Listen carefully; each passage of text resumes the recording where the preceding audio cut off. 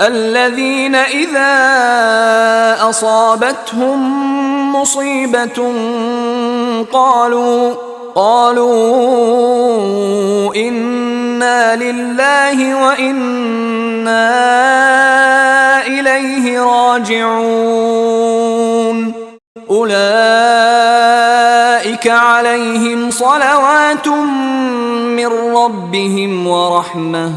وأولئك هم المهتدون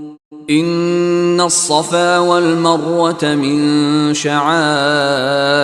الله فمن حج البيت أو اعتمر فلا جناح عليه أن يطوف بهما ومن تطوع خيرا فإن الله شاكر عليم